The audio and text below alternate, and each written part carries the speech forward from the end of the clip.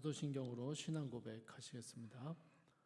전능하사 천지를 만드신 하나님 아버지를 내가 믿사오며 그 외아들 우리 주 예수 그리스도를 믿사오니 이는 성령으로 잉태하사 동정녀 마리아에게 나시고 본디오 빌라도에게 고난을 받으사 십자가에 못 박혀 죽으시고 장사한 지 사흘 만에 죽은 자 가운데서 다시 살아나시며 하늘에 오르사 전능하신 하나님 우편에 앉아 계시다가 저리로서 산 자와 죽은 자를 심판하러 오시리라. 성령을 믿사오며 거룩한 공예와 성도가 서로 교통하는 것과 죄를 사하여 주시는 것과 몸이 다시 사는 것과 영원히 사는 것을 믿사옵나이다. 아멘. 찬송가 218장 함께 찬양하시겠습니다. 찬송가 218장입니다.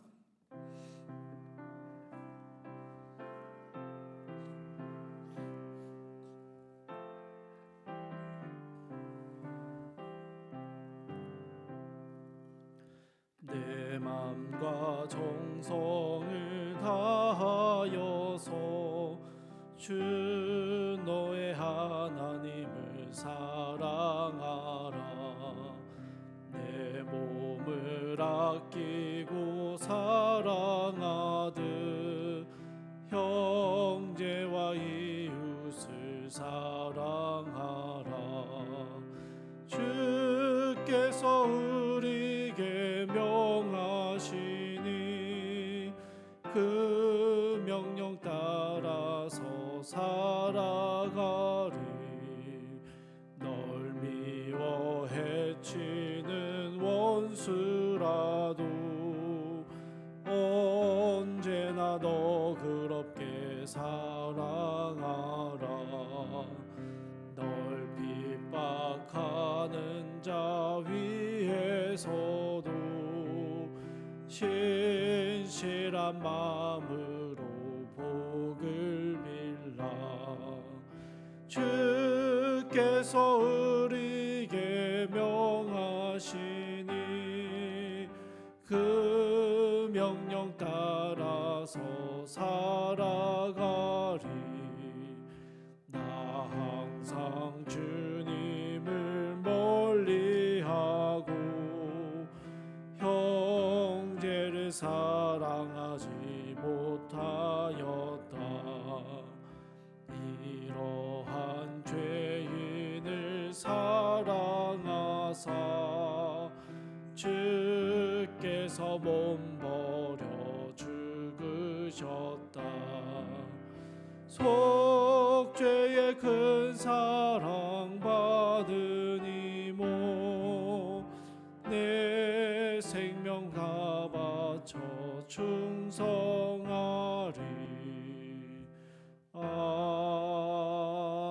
아멘. 오늘 함께 보실 말씀은 사무엘하 15장 13절에서 23절까지의 말씀입니다. 사무엘하 15장 13절에서 23절까지의 말씀 제가 봉독하도록 하겠습니다. 전령이 다윗에게 와서 말하되 이스라엘의 인심이 다 압살롬에게로 돌아갔나이다 한지라. 다윗이 예루살렘에 함께 있는 그의 모든 신하들에게 이르되 일어나 도망하자. 그렇지 아니하면 우리 중 한 사람도 압살롬에게서 피하지 못하리라. 빨리 가자. 두렵건대 그가 우리를 급히 따라와 우리를 해하고 칼날로 성읍을 칠까 하노라. 왕의 신하들이 왕께 이르되 우리 주 왕께서 하고자 하시는 대로 우리가 행하리이다. 보소서 당신의 종들이니이다 하더라. 왕이 나갈 때 그의 가족을 다 따르게 하고 후궁 10명을 왕이 남겨두어 왕궁을 지키게 하니라. 왕이 나가매 모든 백성이 다 따라서 벳메르하게 이르러 멈추어 서니 그의 모든 신하들이 그의 곁으로 지나가고 모든 그렛 사람과 모든 블렛 사람과 및 왕을 따라 가드에서 온 모든 가드 사람 600명이 왕 앞으로 행진하니라. 그때 왕이 가드 사람 이때에게 이르되 어찌하여 너도 우리와 함께 가느냐? 너는 쫓겨난 나그네이니 돌아가서 왕과 함께 내 곳에 있으라. 너는 어제 왔고 나는 정처 없이 가니 오늘 어찌 너를 우리와 함께 떠돌아다니게 하리요. 너도 돌아가고 내 동포들도 데려가라. 은혜와 진리가 너와 함께 있기를 원하노라 하니라. 이때가 왕께 대답하여 이르되 여호와의 살아계심과 내 주 왕의 살아계심으로 맹세하옵나니 진실로 내 주 왕께서 어느 곳에 계시든지 사나 죽으나 종도 그곳에 있겠나이다 하니 다윗이 이때에게 이르러 앞서 건너가라 하며 가드 사람 이때와 그의 수행자들과 그와 함께한 아이들이 다 건너가고 온 땅 사람이 큰 소리로 울며 모든 백성이 앞서 건너가매 왕도 기드론 시내를 건너가니 건너간 모든 백성이 광야 길로 향하니라. 아멘. 저희 아침에 본문을 살펴보면서 이 본문의 세세한 내용보다는요, 본문에 나타나 있는 두 입장의 이 대립에 대해서 그 부분에 대해서만 묵상을 해보려고 합니다. 13절 보시면 다윗은요, 이스라엘의 인심이 압살롬에게 있음을 전령을 통해 전해 듣게 됩니다. 다윗이 왕이 된 것을 기뻐했던 이스라엘 사람들의 마음이 압살롬에게로 돌아서 버렸다라는 것을 알게 되는 것이죠. 그런데 여러분, 저희가 이 부분에서 이 다윗이 이스라엘의 왕이 됐던 과정을 한번 생각해 봐야 합니다. 여러분, 다윗이 스스로의 힘과 계략 혹은 스스로 가진 권세와 음모들로 왕이 되었습니까? 아니죠. 하나님께서 다윗을 이스라엘 왕으로 세우셨습니다. 그리고 이스라엘은요, 이 하나님의 뜻을 받았고 다윗을 자신들의 왕, 하나님의 대리자로 인정했습니다. 그런데 이스라엘의 인심이 압살롬에게로 돌아서 버렸다라고 말합니다. 여러분, 이게 무슨 의미입니까? 하나님께서 다윗의 잘못들 때문에 그를 버리시고 압살롬을 왕으로 세우시겠다라는 말씀을 하셨습니까? 아니죠. 그렇지 않습니다. 그런데도 이스라엘은요, 하나님이 세우신 왕이 아니라 자신들의 민원을 들어주고 자신들에게 직접적인 유익을 제공해 주고 있는 압살롬을 지지하기 시작합니다. 하나님이 세우신 다윗 왕을 몰아내고 자신들이 지지하는 압살롬을 직접 왕으로 세우기 위해서 반란에 동참하게 되는 것이죠. 물론 여러분, 다윗이요, 올바르게 왕의 직무를 잘 수행했다라고 보기는 어렵습니다. 바세바 사건에서 보듯이 다윗은 왕의 책무를 게을리하는 모습도 보여줬고요, 권력을 이용한 비열한 죄악을 저지르기도 했습니다. 이복 자녀들 사이 간에 이 강간과 살해라는 이 비참한 일들이 일어나는 와중에요, 다윗은 왕으로서 또 아버지로서 지혜롭게 처신하지 못했습니다. 이 압살롬이 이스라엘 사람들의 마음을 얻는 과정 역시 다윗이요, 이스라엘의 재판관으로서 해야 할 책무를 소홀히 할 때 그 틈을 노리고 압살롬이 사람들의 마음을 얻었던 것이죠. 그러니 하나님의 통치를 대리하며 이스라엘에게 은혜와 평안을 나누어 주어야 했던 다윗 왕이 그 모습이 이 사람들이 기대했던 거에는 많이 미치지 못했던 것입니다. 그래서 사람들은요, 자신들에게 더 친밀하게 다가오고 자신들의 고충을 주의 깊게 들어주고 자신들에게 실제적인 유익을 제공해 주기 위해 노력하는 압살롬을 선택하게 됩니다. 인지산정이죠. 당연한 모습같이 보입니다. 그러나 여러분, 이것은요, 잘못된 선택이었습니다. 이스라엘이 처음 왕정 제도를 요구했을 때 여러분, 그것은요, 전적으로 하나님께서 우리 가운데 왕을 세워주실 것을 요구하는 모습이었습니다. 우리가 왕을 세울 테니까 하나님은 그냥 그걸 인정만 해주세요가 아니었습니다. 우리에게도 왕이 필요하니 왕을 하나님이 세워달라라는 요구였습니다. 그렇기 때문에요, 비록 다윗 왕이 자신들이 기대했던 통치를 보여주지 못했다 할지라도 하나님께서 그를 세우셨음을 기억해야 했습니다. 그렇다면 이스라엘은요, 자신들의 입맛에 맞는 새로운 통치자 압살롬의 편에 서서 반역을 꾀하는 것이 아니라 이 왕이, 다윗 왕이 제대로 된 하나님의 대리 통치자로 세워지도록 기도해야 했고요. 아니면 다윗 왕이 아닌 진짜 다른 왕, 하나님이 세우신 다른 왕을 우리에게 달라고 구해야 했던 것이죠. 그러나 그들은요, 자신들이 좋은, 자기 소견에 옳은 압살롬 편에 서서 반란을 도모했던 것입니다. 이러한 반역에 대한 다윗의 반응이요, 참 인상적입니다. 여러분, 다윗은요, 자신과 함께한 이들과 함께 도망을 치기로 결정합니다. 여러분, 싸워보지도 않고 도망치는 비겁한 모습을 보이는 것이 아닙니다. 다윗은 자신의 자리를 지키기 위해 신하들을 죽음의 자리로 밀어넣지 않기로 결심하는 것입니다. 자신을 따르는 모든 이들을 데리고 압살롬을 피해 도망을 칩니다. 물론 여러분, 그 과정에서요, 후궁 10명을 남겨두면서 너희는 왕궁을 지켜라 라고 명령하는 좀 이해하기 어렵고 무책임한 모습을 보이기도 합니다. 이게 다윗이 가진 본래 그 모습입니다. 그렇지만 기본적으로 다윗은요, 압살롬의 반역이 자신이 힘으로 제압하고 싸워야 할 일이 아니라고 생각했습니다.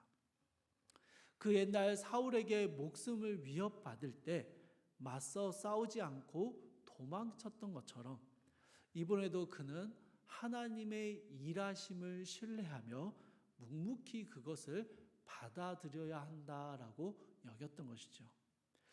그런 다윗의 곁에는요, 왕궁의 신하들과 그렛 사람들, 블렛 사람들, 가드 사람들이 따라왔습니다. 이 사람들이요, 여러 정치적인 이유 혹은 개인적인 이유 때문에 도망치는 다윗의 곁을 따라갔을 수도 있습니다. 그러나 우리가 오늘 본문의 말씀을 하나님이 세우신 왕 다윗과 인간이 세우려는 왕 압살롬이라는 이 대립 구도로 살펴볼 때요, 이들은 지금 나의 이익과 나의 안전이 아니라 하나님이 세우시고 택하셨던 하나님의 편, 다윗의 편에 섰다라고 볼 수 있는 것이죠. 주 안에서 사랑하는 성도 여러분, 오늘 본문은요, 하나님이 세우신 왕 다윗의 편에 선 사람들과 자신에게 좋은 왕 압살롬을 세우고자 하는 사람들의 대립을 보여주고 있습니다. 이 대립 구조 앞에서 우리는요, 어떤 선택이 나에게 이익이 될까? 어떤 선택이 더 합리적일까? 이것을 살펴보지 않아야 합니다. 무엇이 하나님의 뜻하심일까? 여기에 관심을 두어야 하는 것이죠. 여러분, 압살롬이요, 더 합리적으로 보입니다. 더 이익이 되는 것처럼 보입니다. 그러나 결코 하나님은요, 다윗을 버리시고 압살롬을 왕으로 세우겠다라고 말씀하지 않으셨습니다. 그렇게 말씀하지 않으셨습니다. 다윗은요, 오히려 부적격해 보입니다. 기대와 다르고요, 합리적인 것과 다릅니다. 비합리적으로 보입니다. 이 다윗을 끝까지 우리가 왕으로 섬기는 게 맞나 싶습니다. 다윗에 보여지는 이 참 실망스러운 모습들이 많이 보이는 것이죠. 그런데 여러분, 여전히 하나님께서요, 다윗을 그 왕위에 두고 계십니다. 자, 여러분, 어느 편에 서야 합니까? 어느 편에 서시겠습니까? 나의 이익과 합리적인 논리를 따르시겠습니까? 내 기대와 다르고 어려움이 분명히 예상되지만 분명한 하나님의 말씀이 있는 곳을 따르시겠습니까? 이 새벽 시간에 너무 짧게 말씀을 나누기 때문에 급하게 결론으로 넘어왔습니다만, 오늘 본문의 말씀 속에서는요, 우리가 오늘 하루의 삶을 살아가면서 누구의 편에 설 것인가를 묵상할 수 있기를 소망합니다. 편을 선택하는 유일한 기준은요, 한 가지입니다. 하나님의 말씀입니다. 하나님의 말씀이 있는 곳이 우리가 선택해야 할 편입니다. 그 말씀을 따라서 하나님의 편을 선택할 때 나의 이익과 혹은 합리적인 논리가 없을 수도 있습니다. 오히려 광야의 길로 나가야 할 수도 있습니다. 어려움을 만나야 하고요. 더 어려운 길, 손해보는 길을 선택해야 할 수도 있습니다. 그러나 여러분, 하나님의 말씀이 있는 곳, 그곳이 우리가 서야 할 하나님의 편임을 기억하시며 우리의 이익과 우리 합리적인 판단을 내려놓고 하나님의 말씀에 귀를 기울이는 귀하고 복된 삶의 은혜가 우리 가운데 있기를 주님의 이름으로 축복합니다. 우리 함께 기도하겠습니다. 사랑하며 풍성하신 하나님, 오늘 말씀 안에서 압살롬의 편에 섰던 사람들과 여전히 다윗의 편에 서 있는 사람들의 모습을 보게 됩니다. 인간적으로 압살롬이 더 나은 왕처럼 보이고 압살롬이 더 나은 선택이라 생각되어지지만 하나님의 말씀을 생각할 때 지금 광야로 도망치는 다윗이 하나님의 편에 서는 것임을 바라볼 수 있는 지혜와 분별력을 우리에게 허락하여 주시옵소서. 사랑하는 주님, 오늘 하루를 살아낼 때 또 우리가 서야 할 수많은 삶의 길들 속에서 우리는 어느 편에 서 있는지를 생각하게 하시고 하나님 편에서는 하나님의 말씀을 따르는 삶을 선택할 수 있도록 우리를 붙들어 주시옵소서. 감사드리며 우리 주 예수 그리스도의 이름으로 기도드립니다. 아멘. 하늘에 계신 우리 아버지여, 이름이 거룩히 여김을 받으시오며 나라에 임하옵시며 뜻이 하늘에서 이룬 것 같이 땅에서도 이루어지이다. 오늘날 우리에게 일용할 양식을 주옵시고 우리가 우리에게 죄 지은 자를 사하여 준 것 같이 우리 죄를 사하여 주옵시고 우리를 시험에 들게 하지 마옵시고 다만 악에서 구하옵소서. 대개 나라와 권세와 영광이 아버지께 영원히 있사옵나이다. 아멘. 주신 말씀 붙들고 함께 기도하실 텐데요. 첫 번째로 하나님의 말씀만이 내 삶의 기준으로 삼게 하옵소서 함께 기도하시고요.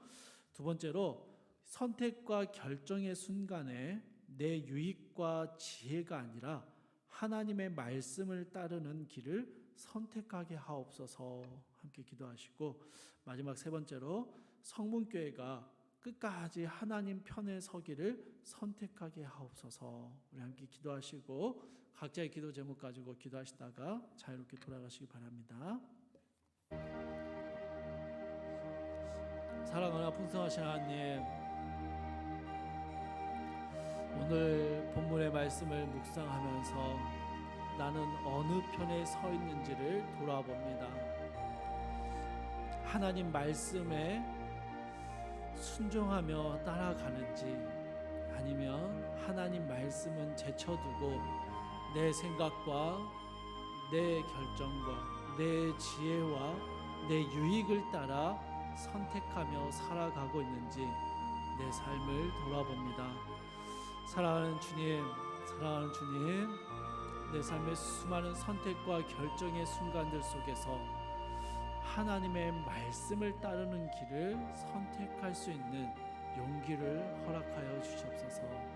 그 길이 설령 광야로 나가는 길이고 도망자의 삶을 사는 것이고 손해보고 뒤처지는 길이라 할지라도 하나님의 말씀에 따라 사는 것이 우리가 선택할 수 있는 가장 지혜로운 길임을 기억하며 그 길을 따라 걸어가는 우리 모든 귀한 성도들이 될 수 있도록 주여 도와 주시옵소서.